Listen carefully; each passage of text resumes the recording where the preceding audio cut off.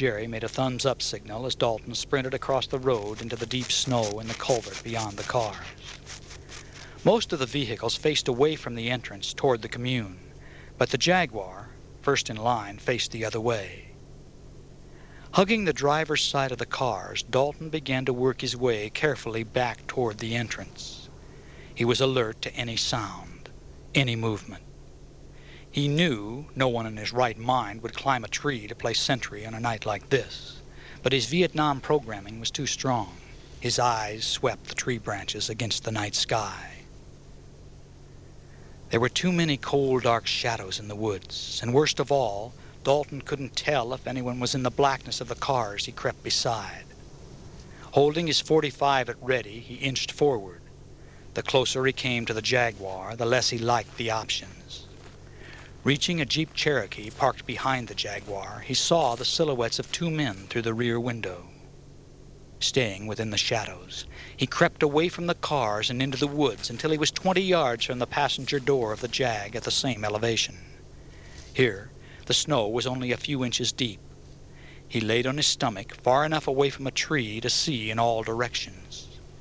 The gray parka blended into the snowy shadows. As cold as it was beneath the heavy coat, he could feel sweat trickling from under his arm.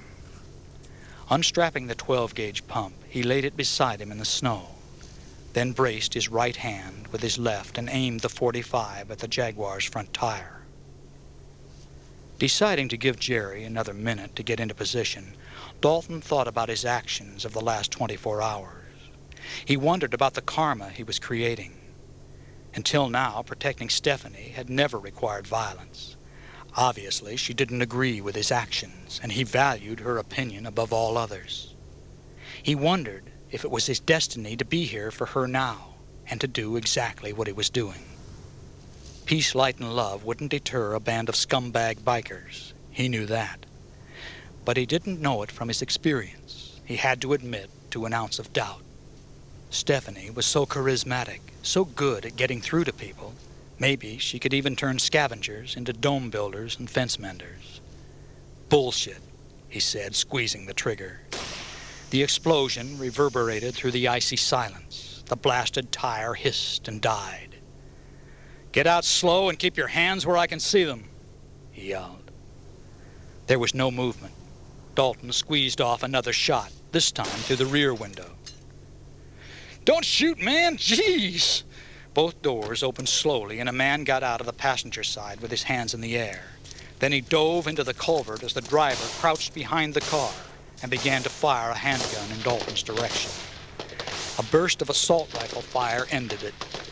Jerry stood up and yelled, "This one's out of it, Dalton! Get down, Dalton's words were unheard in the roar of automatic gunfire that exploded from the tailgate of the Jeep Cherokee parked behind the Jaguar. Before Jerry hit the ground, Dalton was rolling for the cover of the tree, but the gunner swung around, his finger still on the trigger, the machine gun shells tossing up a serpentine arch of hissing snow that swept toward Dalton and sunk its fangs into him with such force he was lifted in the air and rolled over, dropping the .45. Trying to shake off the shock, he groped for his handgun, but couldn't find it in the snow. There was no pain yet, but blackness was descending like the final curtain at the end of a play. The other guy was out of the culvert, running towards him, firing. So what? He thought as his face fell forward into the bloody snow.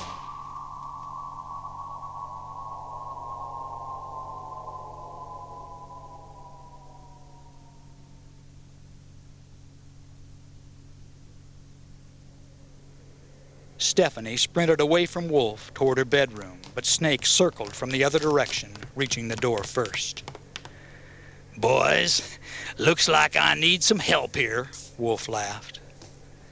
A moment later, with Snake and Grog gripping her arms and the other two bikers clamping her legs, Stephanie was carried back across the room and laid face up on a throw rug on the marble floor. Although she didn't scream, her body trembled terribly from the cold and fear. With the four bikers holding her down, Wolf stood at her feet laughing his demented laugh, his droopy jowls and fat belly jiggling, his eyes flashing in crazed delight.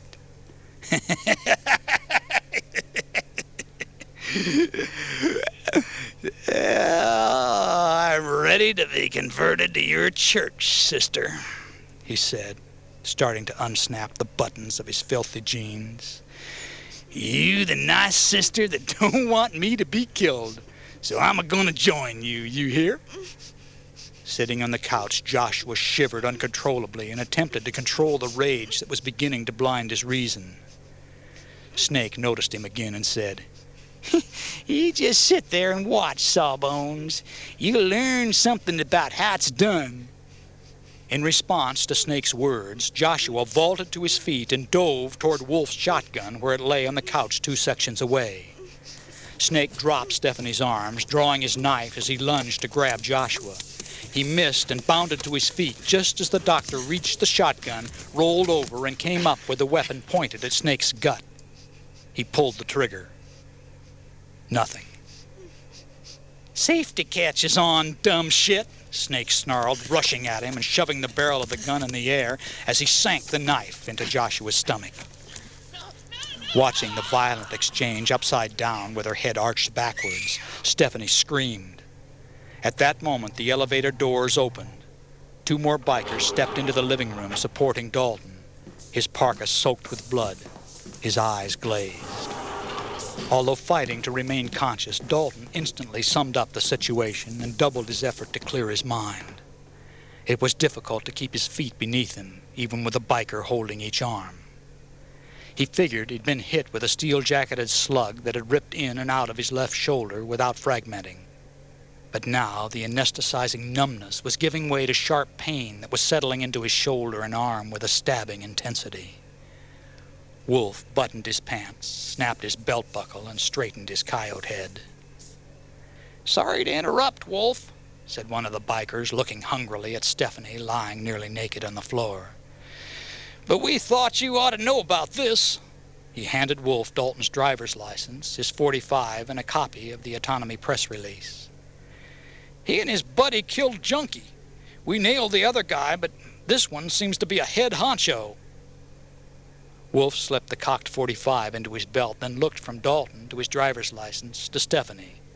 His smile twisted and erupted into a crazed laugh. Well, this be Dalton. The dude is going to do me in. The laughter swelled into a bellow that echoed off the walls of the room and out the shattered opening in the apex of the pyramid. Well, you had me worried for a minute there, sister, he said, looking at Stephanie.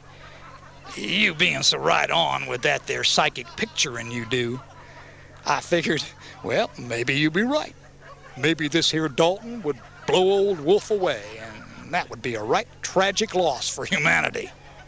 Wolf turned his attention to Dalton.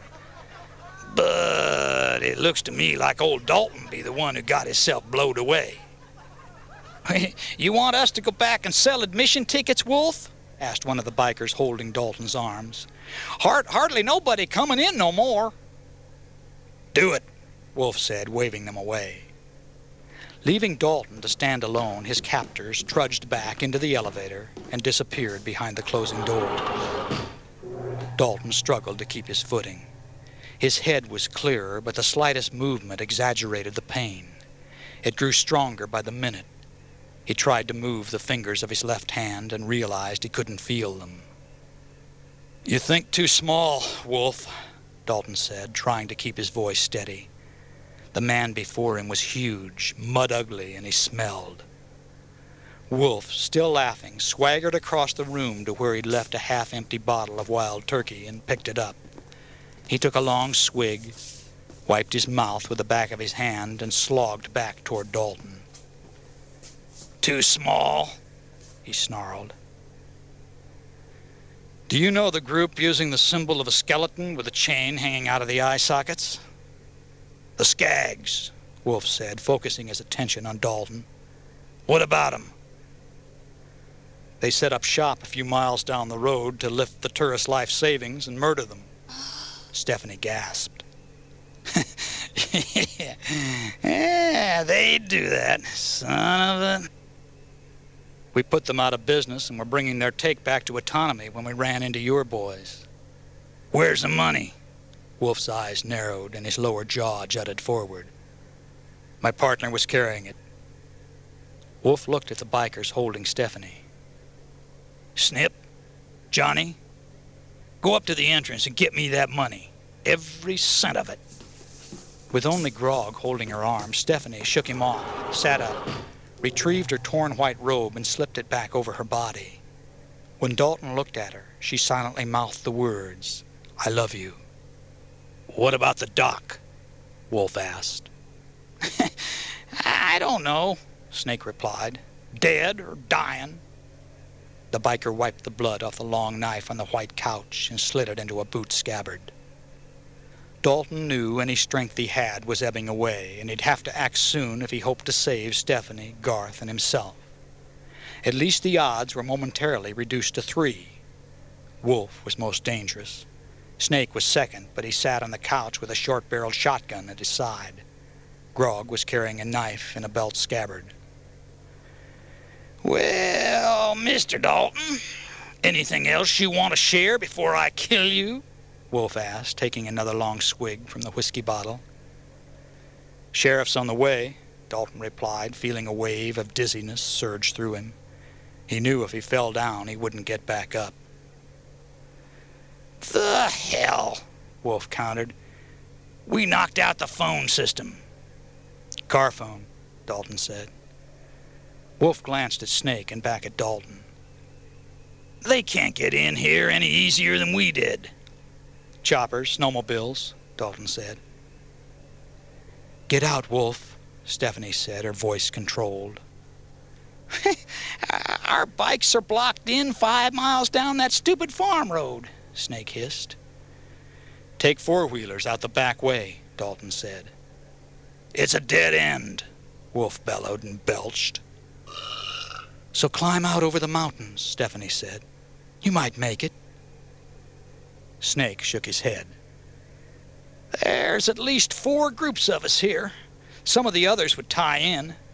I say we nail the first deputies and use their transportation to exit this nice establishment." Dalton didn't expect help before morning. He hoped that when the sheriffs came, they'd be wise enough to judge from the killing field and the number of bikes along the road what they might encounter at Autonomy. Of course, calling in reinforcements would mean another delay. "Stupid move to kill me, Wolf. I know where the treasure's hidden," Dalton said. "Well, now that could keep you alive a little longer," Wolf laughed, plopping his fat body on the couch beside Stephanie. Dalton watched his own blood pooling around his boots on the white marble. He tried to fight off a wave of nausea that was creeping up out of the pit of his stomach and manifesting as sticky sweat and blurred vision. The pain was beginning to rage like a fire, out of control, burning away his foundation. Carrying the shotgun, Snake got up and strutted across the room to face Dalton.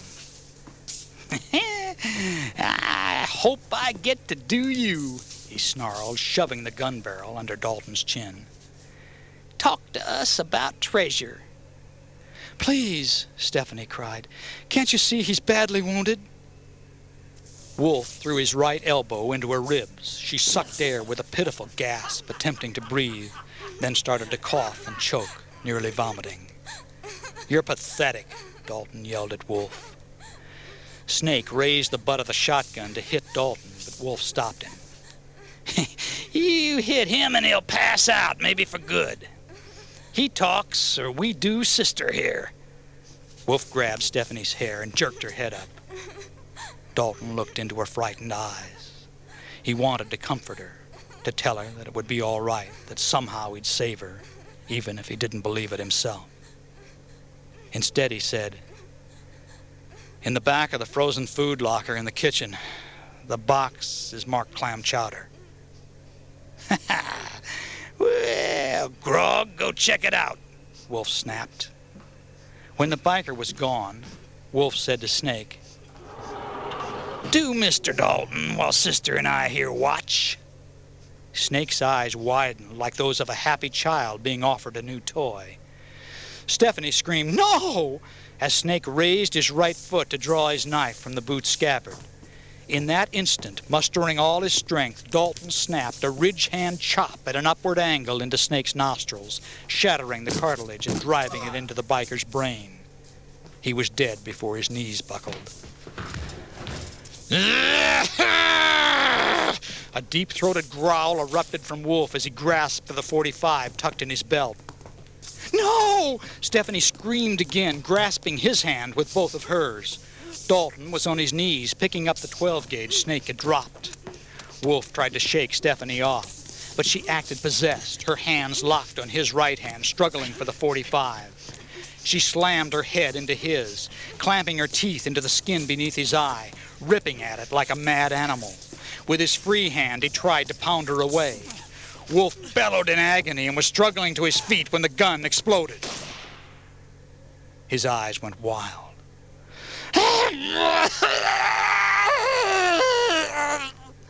The guttural cry hissing out of his throat sounded like a punctured tire. Stephanie fell backwards onto the floor in front of the couch, the .45 still in her hands. She watched the front of Wolf's jeans turn red and begin to seep down his legs. Wolf looked at his crotch in disbelief. "Bitch!" He screeched, trembling, the coyote head hat now askew at a weird angle, nearly covering one of his eyes. He took a step forward and nearly fell. "Bitch!" He pulled his knife from the belt scabbard. 8 feet away on his knees, Dalton had the shotgun in his hand. He snapped off the safety and tried to lock the stubby stock into the pit of his right arm and aim the gun at Wolf. He wobbled unsteadily, but when he had the weapon centered on the big man, he pulled the trigger. The firing pin fell on an empty chamber. Wolf raised the knife and stumbled toward Stephanie. Dalton yelled, "Shoot him, Stephanie, or he'll kill us all!" Stephanie raised the heavy handgun, pointing it directly at Wolf's protruding belly. "Shoot, Steffi!" With one hand pulling on the fore end of the shotgun, the stock locked into his stomach, Dalton tried to inject a shell into the chamber. "I can't," she cried. "Dalton, I can't." "He'll kill you and Garth and me," Dalton yelled angrily, pulling harder on the fore end. He felt the breech bolt slide back and hit the ejector pin, flipping the empty casing out of the side port. Dalton let go of the fore end and prayed there was another shell in the magazine. Too late. Wolf was lunging for Stephanie, growling, knife raised, plunging down. Stephanie pulled the trigger once, twice, 3 times. Wolf's body jerked and danced crazily like a puppet before crashing down on top of the garoo. The elevator doors opened and Grog stepped out, knife in hand. Dalton turned, raised the shotgun, and fired, throwing the biker back into the elevator. The doors closed. "Oh,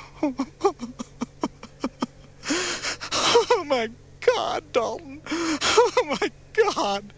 Stephanie was crawling on all fours across the floor to him, her face splattered with blood, the front of her ripped white robe drenched in red. "Steffi, you've got to get down to the secret room and call the sheriff and the medical team." She looked at him blankly, her face a mask of horror. "You have to do it, Stephanie."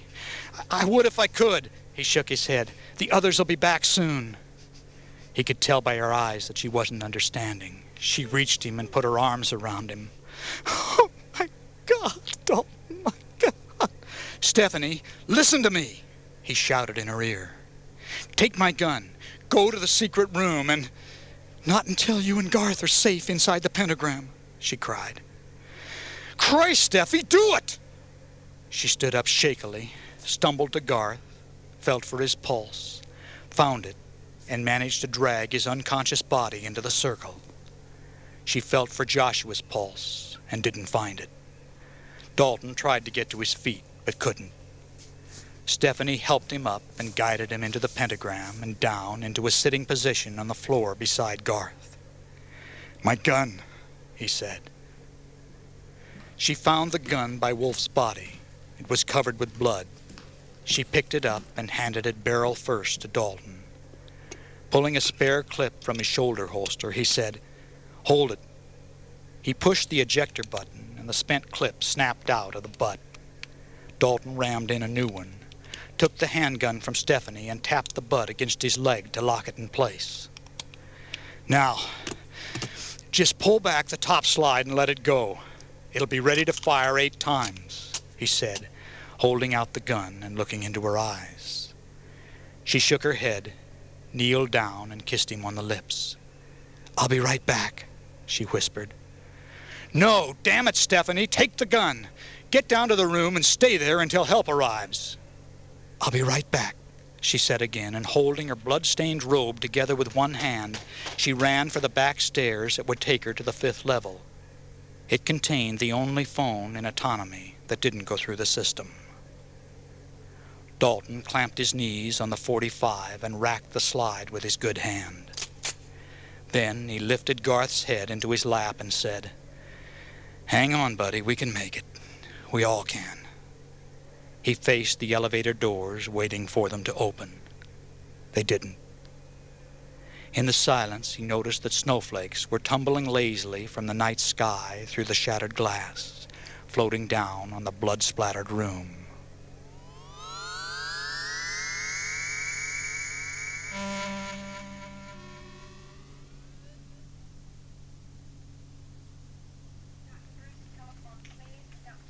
In their shared Missoula hospital room, Garth and Dalton watched the overhead TV on Sunday morning. After she had phoned the sheriff's department, Stephanie went directly to Dr. Kaufman's clinic on the 3rd level and gathered supplies. By the time the deputies and medical helicopters arrived, she had poured a boric acid solution into Dalton's wound, bandaged it, and given him painkillers. After 36 hours of sedation, Dalton wanted no more pills, probes, or people fussing over him. Garth tapped the morning newspaper and said, "They're predicting it will be one of the highest-rated TV shows of all time." His head swathed in bandages, only his black eyes, nose, and mouth showed. Images of autonomy appeared on the screen. "Welcome to Spiritual Quest with Stephanie Chaldine, broadcasting live from a studio in Great Falls, Montana. And here to open the show is our favorite singer, Merle McKean." The camera cut to a handsome young man dressed in a white suit and playing the guitar.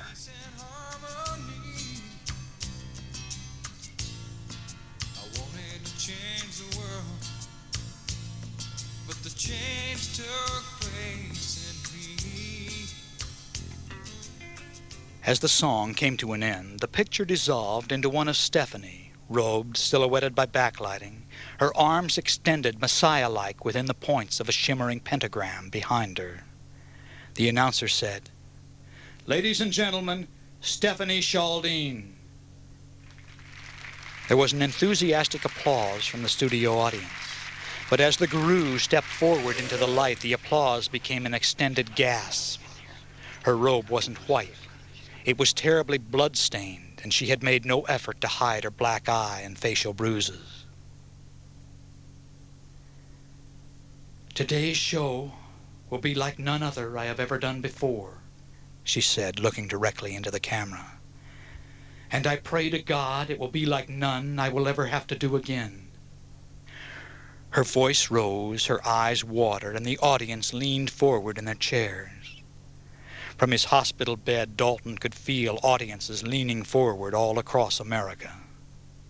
Most of you watching me this morning have already heard on the news what happened at Autonomy since the fall of New York. Our commune was bombed by local ranchers and invaded by biker gangs. The picture dissolved into a helicopter shot of the 12 miles of cars blocking the West Fork Road, and then to quick cuts of the authorities removing bodies from the killing field. "What you are seeing is the ultimate manifestation of fear," she said, as a montage of clips filled the screen. The bomb-blasted generator building, the burned dome, and the boarded-up sanctuary windows. When the picture dissolved into an extreme close-up of Stephanie's face, Dalton winced at her puffy eyes and the yellow and purple bruises on her cheeks. She swallowed and continued. "Fear is the only problem that exists. It is responsible for all problems, large and small, interpersonal and international. The ranchers who tried to destroy autonomy feared their valley would be overrun by outsiders. The bikers may have feared California falling into the sea, but more likely we were simply a diversion for rootless men fearful of responsibility. They feared not having enough money, power, or respect. We offered them an easy target to express their anger at a society that rejected them. Anger is always rooted in fear. Fear of being unable to have things your way. Stephanie lowered her eyes for a moment. When she looked back into the camera, tears blinded her eyes and choked her voice.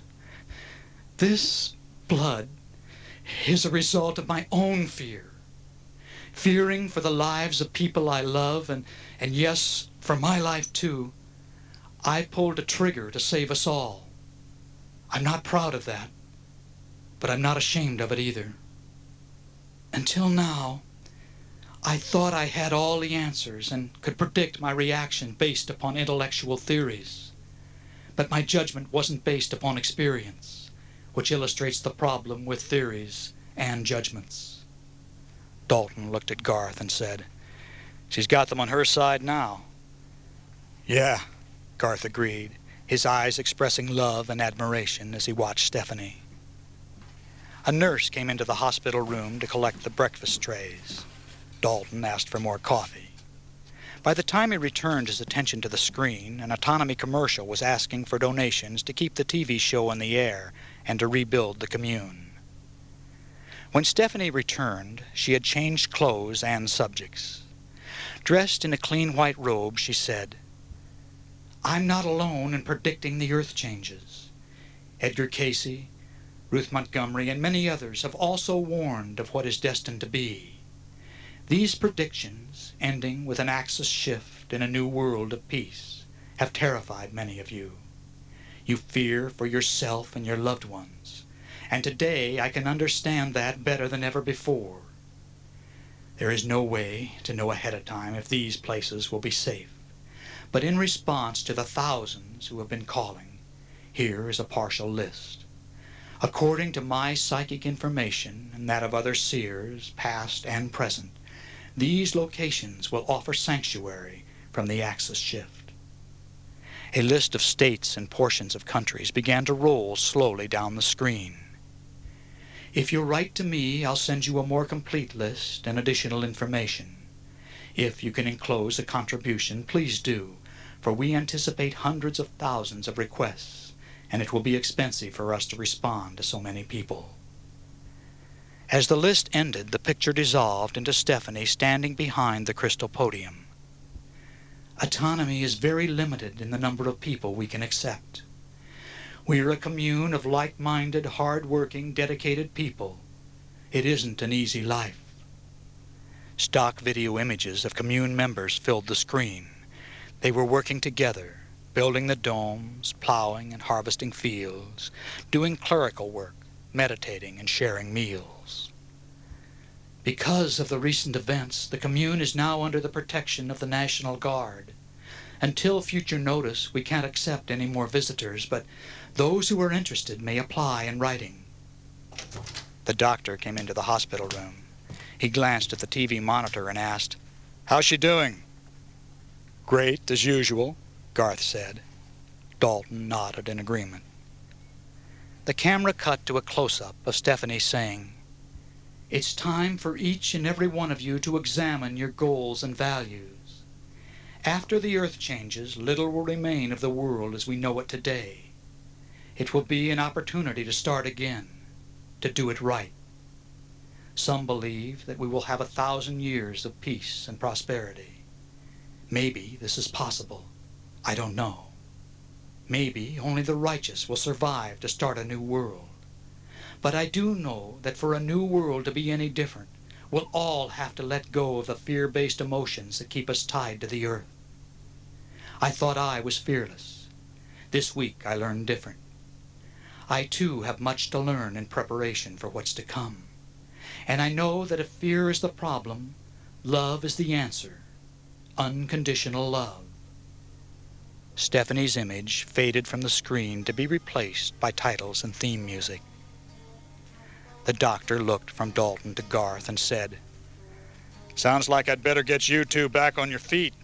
She's going to need all the help she can get."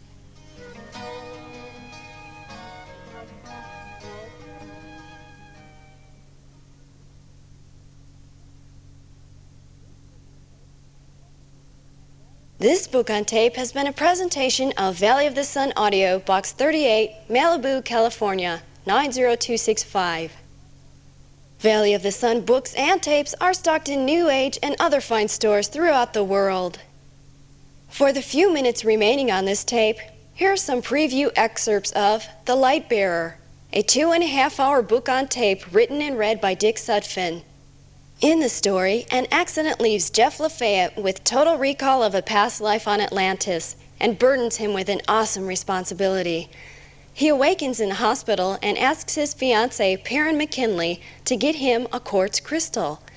She tries to understand Jeff's incredible new abilities and his fanatical obsession with a solar generator project being considered by Congress. To make an environmental statement, Jeff dramatically demonstrates his ability to project the power of his mind through a crystal. The result is worldwide attention and the beginning of a captivating metaphysical love story adventure. Here are a couple of excerpts from The Light Bearer. "Honey, everything's great. I spent much of the night accelerating my healing. The concussion's almost handled. It'll take a few more days for my broken arm. Look."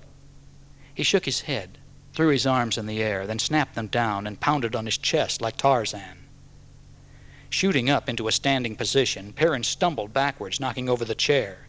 She was about to run out of the room when the doctor walked in. "Well, I see you've already encountered our medical marvel," he said. "In all my years of practicing medicine, I've never seen anything like it." Perrin glanced from the doctor to Jeff and back to the doctor. "He's not the same," she sputtered. "Something weird's happened to him." "It certainly has," the doctor replied. "If I didn't have the x-rays to prove it, no one would believe it. Literally, overnight, Jeff's body has accomplished weeks of healing. It's a true miracle." Perrin's confusion turned to anger. "For God's sake, Doctor, Jeff thinks he's Odin of Atlantis. That's not a miracle. It's something you better damn well start worrying about." "Well, I must admit we don't understand that yet. But it hasn't seemed to have reduced his contemporary awareness. Just the opposite, in fact." While the doctor conducted more tests on Jeff, Perrin paced the white-walled, white-tiled hospital corridor that smelled of disinfectant. Bored, she took the elevator to the maternity floor and paused at the nursery window, where she wistfully watched the ward nurses tending the babies. At this moment, the likelihood of marriage and a baby of her own seemed far away. Jeff spoke the moment Perrin walked back into his room. "We are going to get married and have a baby. I know that, Perrin." Standing at the foot of his bed, her hands clenched around the cold gray metal railing, she said, "You really can read my thoughts, can't you? Even when I was upstairs on another floor, you were reading my mind." "I won't if you don't want me to," he replied. "It's just a new ability that's fun to test." "Jeff, I want you to tell me everything you know about Odin and your new abilities. Then I'm going to get you out of this Hicktown hospital and home to UCLA Medical Center." Desperation added a sharp edge to her voice. Jeff laughed for the first time since the accident. "That won't be necessary," he said. "I should be well by tomorrow or the next day." Perrin sighed loudly, but didn't contradict him. "Okay, let me try to put it into words you'll understand."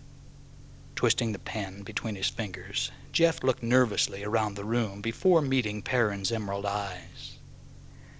"I'm me, Jeff Lafayette, okay? I can remember everything that's ever happened to me, including the best thing of all, you. I love you just as much now, if not more, than I did before the accident." Perrin bit her lip and blinked her eyes to keep back the tears she felt trembling on her eyelids. "But," Jeff continued, speaking slowly, feeling his way, I also have memories of another life that's also mine. You were there, but you look different. In the city of Poseidon, in the Atlantean lands, we went to school together, got married, and had 3 children. Sometimes when I look at you, a lackey's image and clothing overlay your image. He shrugged his shoulders.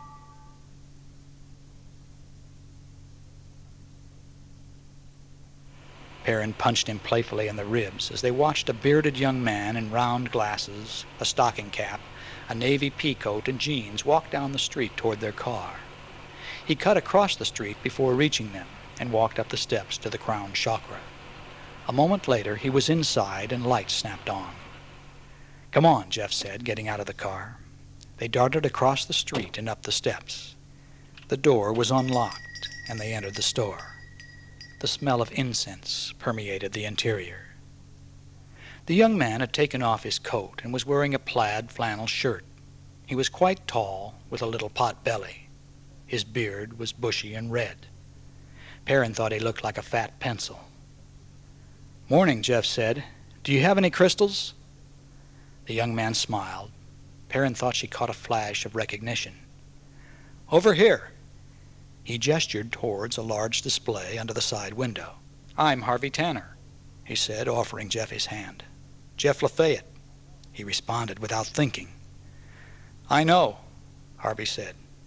"Did you really blow the top off the Beverly Hills City Hall with a quartz crystal?" Jeff and Perrin stiffened. "How did you...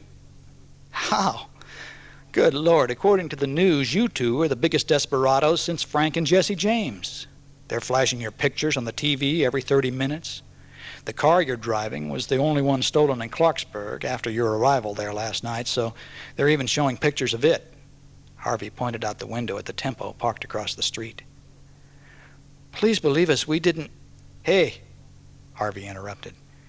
"Yesterday when I watched the interview with your Arizona doctor telling about your Atlantis delusions, I understood." "You did?" Jeff replied. "I wish to hell I did."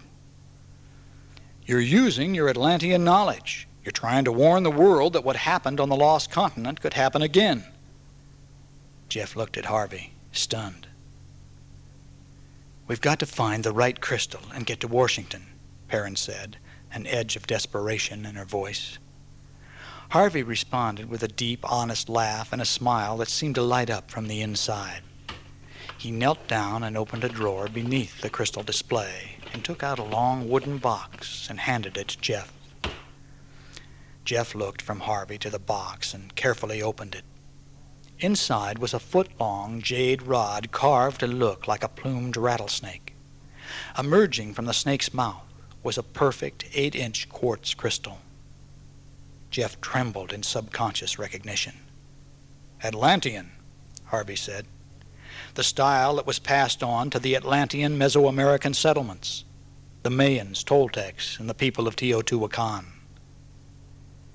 Jeff slowly lifted the rod from its black velvet bed and held it to the center of his forehead.